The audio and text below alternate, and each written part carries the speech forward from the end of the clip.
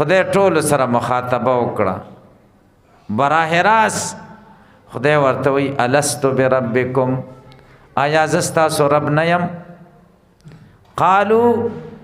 د ټول په یو आवाज ویل بلا ولنت زمنګ ربي زمنګ پالون کہته ستا ربوبیت او تربیت منګه مانو الته منګه اقرار کړي چې خدای زمنګ پالن او تربیت تک زما د ایمان او د اخیری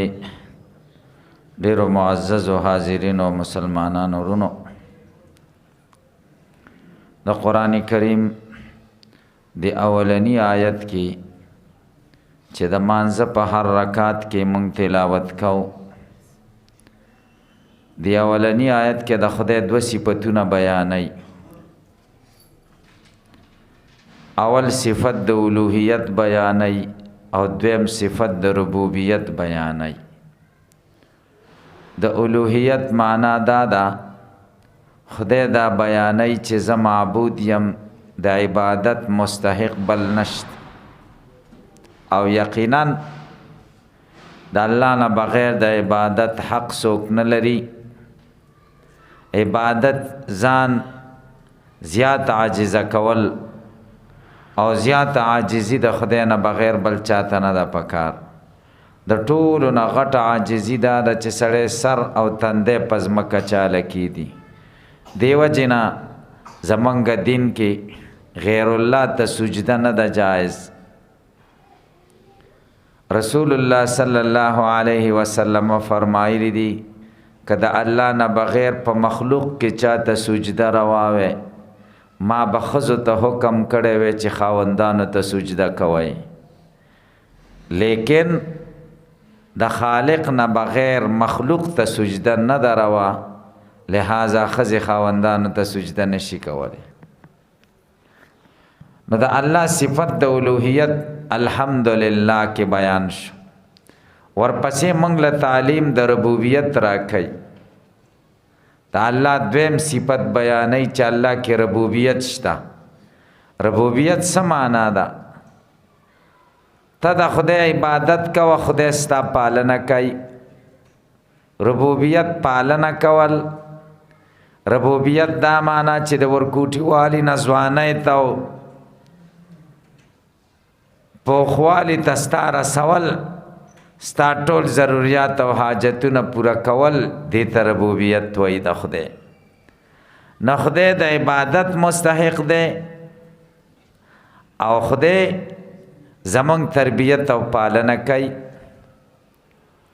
خو په دې تربیت او پالنه کې موږ لږ سوچ واچو بنده د مور نه پیدا شي الله تعالی قرآن کریم کې دا ټول مناظر ذکر کړي دي او دا ټول خبرې موږ له مخې له کړي بنده د مور نه پیدا شي انسان په هیڅ نه خبر خدا پیژني چې د مور په سینه کې د رزق مقرر شوی او د رزق د کومه لاره د هغه پیژني ماشوم تک د مور نه پیدا شي او د دوه درې ورځې جام ورته ونیسي یا پیاله د اوبو نه ډکه نو هغه اوبه نشي څښلی اوبه نشي کش کولی نچه پکې ورته کېدي نو هغه یې نشي کش کولی لیکن د مور سینې ته چې مور واچوي د هغې په طریقه خدای پوی کړی دی دې ته تربیت وایي بیا غټ شي او د خوراک شي د مور د پیو نه جدا شي بیا د خوراک په چل خدای پوی کړی دی څوک یې ورښیي نه بغیر د ښودنې نه خدای پې پوی کړی دا تربیت شه پالنه شوه سارو کې هم همدغه شان چل دی ساروي د څه نه دی خبر عقل او پکې نشته لیکن مور پیژني د مور سینه پیژني خپل رزق چې ورته خدای د کم ځای نه مقرر کړی دی هغه پیژني دا د خدای تربیت دی تاسو موږ که سوچ وکړو زموږ د بقا دپاره او زموږ د لویوالي دپاره او زموږ د پاتې کېدو دپاره د الله تعالی صفت ربوبیت یو لوی صفت دی الله دا موږ له بار بار را یادوي تاسو خو به ځان له نسبتونه کوئ چې دا خوراک مونږ ځان له پیدا ک، دا مال دولت مونږ ځان له پیدا ک. الله تعالی وینا ستاسو تربیت او پالنه خدای کوي. الله تعالی فرمای الذی خلق فهدا، الله غزاد دے خلقا چې هر شی پیدا کړی دی او فهدا هر شی ته بیا مناسب لار خودلې ده. کم سیزونه چې خدای پیدا کړی مناسب لارې ورته خودلې دي. زناورو ته خپل لار خودلې ده او انسانانو ته خپل لار خودلې ده. او الله تعالی بیا وای فهدیناه النجدین، مونږ د انسان پیدا کو، انسان له دوه لارې مونږ وښودې، د هدایت لار او د ګمراهۍ لار. چې کومه ځان له انتخاب کې من شاء فلیؤمن و من شاء فلیکفر، چا خوښه ده چې ایمان راوړي او د چا خوښه ده چې کفر کوي. خدای اختیار ورکړی دی. نو دې ته تربیت او پالنه وایي. الله تعالی قرآن کریم کې صفتی نومونو کې اول د رب نوم ذکر کړی، هغه تربیت او پالنې ته اشاره کړې ده چې ستاسو تربیت ګورئ زه کوم. که کافر یو که مؤمنی، که د خدای دوست یو که د خدای دشمنی، که د خدای منونکی یو که د خدای منکری، که یو الله منونکی او که د ګڼو خدایانو منونکی، مشرکی د خدای دشمن، د ټولو تربیت او پالنه خدای کوي، د ټولو ضرورت الله پوره کوي. ولی ځکه رب العالمین الله تعالی رب المسلم، صرف رب المسلمین نه دی چې د مسلمانانو رب دی او د کافرانو نه دی، نه، رب العالمین د ټولو مخلوقاتو رب دی. بیا چې د مسلمانانو رب شي، مسلمانان دو قسم دي، د خدای منونکي او د خدای نافرمانه.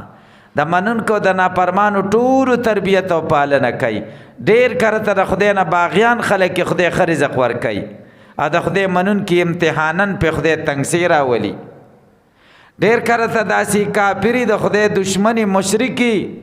الله تعالی دنیا کې څومره پراخي ورکړي او مؤمن باندې تنګسي تکلیفي پی،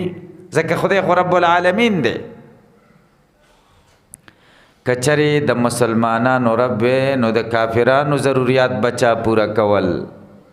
او کده فرمان بردار رب نو نافرمانه بچرته تلل. د نافرمانو دروازه به کومه یوه وه؟ دروازه خو یوه ده، د حاجت د پوره کېدو ځای خو یو دی، دوه نه دي. نو چې یو دی دروازه یوه ده، دربار الهی یو دی، د غوښتو ځای یو دی، نو خلق تقسیم دی. د ټولو دروازه د ټولو دربار یو دی چې رب دی، چې وصف د ربوبیت ته خدای دی، د ټولو پالنه کوي. تاسو منګه کلک سوچ وکړو څومره پیغمبران چې خدای دې ځمکې ته د انسانانو د هدایت او راهنمایۍ دپاره رالیږلي. د پیغمبران نه خو ښایسته مخلوق دنیا کې نشته. په انسانیت کې د غوره خلق، برگزیده خلق، منتخب شوی او خوښ شوي خدای ته خلق پیغمبران دي.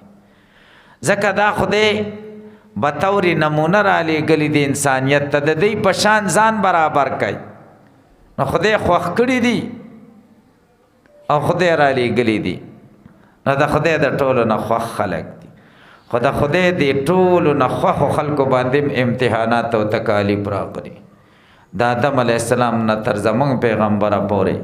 چې څومره د پیغمبرانو سلسله چلیدلې ده او د هغې تاریخ د څه پیغمبرانو واقعات قرآن کریم کې خدای موږ له بیان کړي دي او د څه پیغمبرانو نه دي بیان شوي. خو ټول انسانانو، ټول پیغمبران انسانانو، او انسان باندې تکلیف هم راځي او راحت هم راځي. نو په هغوی چې تکلیفونه راغلي دي هغوی خدای ته رجوع کړې ده او د خدای ته د وصف د ربوبیت تذکره کړې چې خدا ته خو زمونږ پالونکی، زمونږ تربیت کې د مشکل کې مونږ له لاره راکړې. خدای لاره ورکړې ده، هغه ربوبیت خدای ته ور یاد کړې. ګوره انسانان چې خدای پیدا کړ، الله تعالی آدم علیه السلام پیدا کړ. حدیث شریف کې داسې دي آدم علیه السلام په شا خدای لاس راخ که خدای شان سره چې څنګه مناسب دي. دی وخت کې د آدم علیه السلام ډانچه کم ځای کې وه. دا د دین عالمان وایي او د حدیثو نه معلومیږي چې د عرفات سره خوا کې یوه صحرا وه، وادي نعمان په هغې کې آدم علیه السلام او خدای د په شا لاس راخ که خدای شان سره چې څنګه مناسب دي او د شانه خی طرف ته هم یو لوی لښکر راووتو او ګس طرف ته هم لوی لښکر راووتو د خی طرف والا منونکې د خدای د آدم علیه السلام اولاده او ګس طرف ته د خدای نه منونکې اولاده خدای ټولو سره مخاطبه وکړه براه راست خدای ورته وی الستو بربکم آیا زه ستاسو رب نه یم قالو د ټولو په یو اواز ویل بلا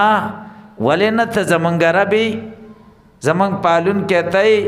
ستا ربوبیت او تربیت مونږ منو هلته مونږ اقرار کړی چې خدای زمونږ پالن او تربیت تکې پیغمبران خدای را لیږلي دي خدای سره چې کومه وعده مونږ کړې ده هغه را یادوي ګورې چې هغه در نه هیره نشي معمولی شان چې مونږ له یاداشت وشي نو دا زمونږ ذهن له راشي ځکه زمونږ په خټه کې دا وعده هغه ګل شوې ده دا د ربوبیت عهد دی حضرت علی رضی الله تعالی عنہ فرمایي دا د خدای आवाज د وعده چې الستو بربکم دا راته داسې یاد دی لکه اوس مم چې په دې غوږونو کې شنګارې داسې راته یاد دی نو پیغمبران خدای را لیږلي د خدای دا وعده موږ له را یادوي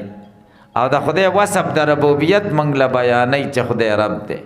په پیغمبرانو تکالیف راشي خدای ته رجوع کی الله تعالی ته د وصف د ربوبیت د دې صفت تذکره وکړي چې خدایا ته زمونږ رب یې دا تکلیف زمونږ نه لرې کړي ځکه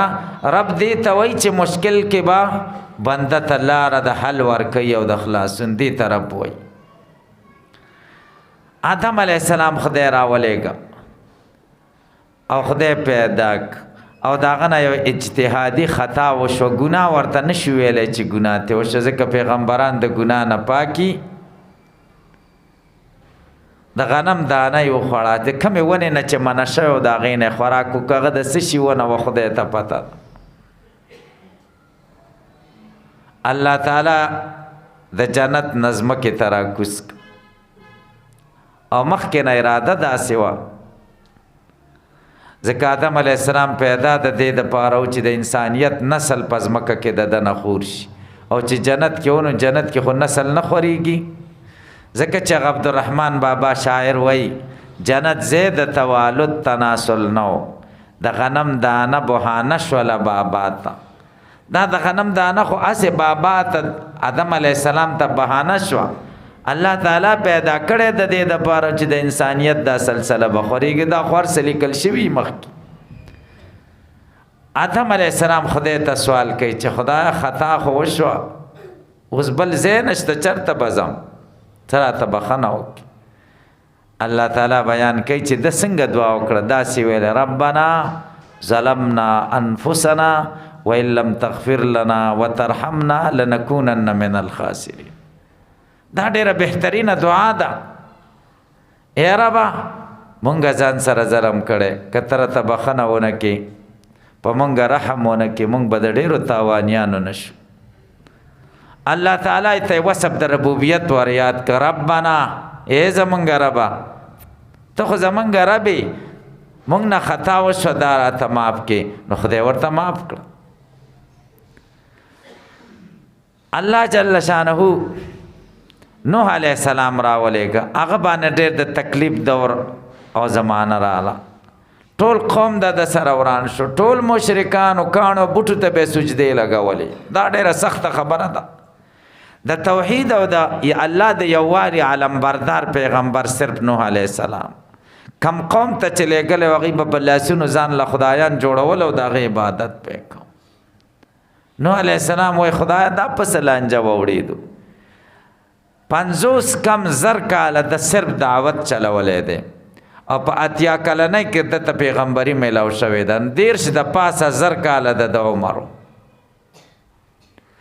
9.5 کاله د خلق توحید د خدای یووالي ته راوبلل یا د خدای بندګانو سم شئ یا د خدای بندګانو مه کوئ یا د خدای بندګانو عذاب راځي خدای به درنه تپوس کوي زه درته د خدای خبرې کوم چا ونه منله هیچا د په خبره غوږ ونه کراو یو څه د پاسه اتیا کسان مسلمانان شو په 9.5 کاله کې اتیا څه د پاسه اتیا کسان څه شي خدای الله کول داسې و د ډېر خپه او تکلیف دی او خلک باروزي خلکو له دعوت ورکوي خلک یې وهي بېعزتي کوي په وهلو یې ښه بېځانونه پېستړي کړي ډېر تکلیفونه ورته ورسوي اخره کې دی ویلې ربي لا تذر على الارض من الكافرين ديارا اے زما رب ته خو زما رب مشکل کې رب دی ته وایي چې مشکل نه به بنده وباسي په دې ځمکې په مخ د کافرانو یو کورم مه پرېږده د پیغمبر د خولې نه به خبره راوځي او خدای رد کوي الله تعالی ورته وایي کشتی جوړه کړه او ته به بیا په کشتی کې کښېنه او دا منونکي به در سره یو زبردست طوفان او سیلابونه به په دې ځمکه کې راښکاره شي همداسې وشو خلکو به خندل وایي په اوچه کشتی جوړوي دلته اوبه کمه دي چې دی کشتی جوړوي وایي زما ته خدای ویلي دي ځمکه ټوله د اوبو نه ډکه شوه الله تعالی صرف دته او د چاند کسان منونکي چې و هغوی خدای بچ کړه ځکه خدای ته په وصف د ربوبیت سوال کړی چې ته زمونږ ربي موسی علیه السلام خدای راولېږه فرعون سره مقابله راله او د هغه د سرکشه ملګرو سره او سخته مقابله وه ټوله زور ازمایي وکړه موسی علیه السلام اخره کې ویلې خدای دا خو نه سمیږي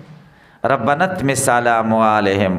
واشدد على قلوبهم فلا يؤمنوا حتى يروا العذاب الأليم خدایا دا ختم کې دا خو نه سمیږي الله تعالی د هغوی د غرق کېدلو بندوبست وکړو الله تعالی دریاب کې غرق کړ ځکه موسی علیه السلام خدای ته رجوع په وصف د ربوبیت سره وکړه موسی علیه السلام ته یو ځل لاړه ځوانۍ کې علاقه یې پرېښوده چې ختموي مې مدین ته لاړه د مصر سره خوا کې ځای د مدین شعیب علیه السلام علاقه ده هلته چې ورسېده هېڅ څوک نه پېژني هېڅ د شپې د تېرېدو ځای دومره ځای نشته چې دا شپه به چېرته زه چا سره کوم یو ونې د لاندې کېناسته او وایي ربي انی لما انزلت الی من خیر فقیر خدا ته خو په ما خیر رالیږې ښه څیز ته دې زه انتخاب کړی یم زه خو محتاج یم خدای زما احتیاج پوره کړي الله تعالی د ده د کور بندوبست هم وکړو دته د نکاح بندوبست هم وکړو دته د اوسېدو هر څه بندوبست وکړو ځکه خدای ته د ربوبیت باندې چغه کړې وه ربوبیت یې خدای ته ور یاد کړی تذکره یې کړی چې خدای ته خو زمونږ رب یې دې مشکل کې زمونږه دا مشکل حل کړي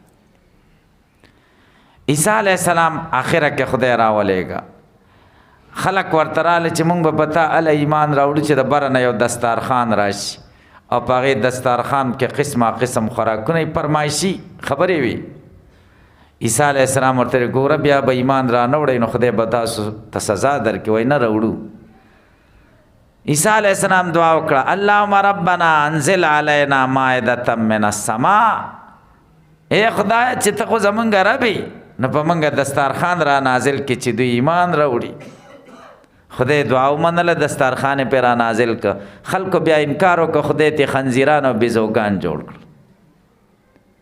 نو که په وصف د ربوبیت تذکره خدای موږ ته چې خدای ته خو زمونږ رب یې ته زمونږ تربیت کې زمونږ دا مشکل حل کې نو انشاءالله یقینا به خدای هر قسم حالات زمونږ سموي قرآن کریم کې ځکه موږ ته په مانځه کې اول وایي الحمدلله رب العالمین د رب العالمین دقه فلسفه ده قرآن کریم ته چې موږ وګورو آخره کې د قرآن کریم اختتام هم په صفت د رب د خدای شوی دی قل اعوذ برب الناس آخری صورت قل اعوذ برب الناس دی هلته رب ذکر کړی قرآن کریم نزول چې کم صورت نه شوی اول قرآن کریم کې اقرا صورت نازل شوی هغې کې وصف د رب ذکر کړی اقرا بسم ربک آخرنه صورت اذا جاء نصر الله صورت د صورت النصر دیرشمه پاره کې هغې کې هم د صفت د رب ذکر کړی فسبح بحمد ربک د رب تسبیح بیان کا اوله کې وعده مونږ نه چې کوم دی د رب اخیستل سوی ده الستو بربکم زه ستاسو رب نه یم مونږ ورته ویلي بلا ولې نه ته زمونږ رب یې بیا چې قبر کې کېښودلی شو بیا به مونږ نه تپوس کېږي 3 تپوسونه به کېږي یو تپوس به رانه د رب کېږي رب څه به راته وایي من ربک داسې نه وایي چې من الهک من ربک رب دې څوک دی تربیت دې چا کړی دا سړی ذات راته وښایه نو دې مؤمن به ورته څه وایي ربي الله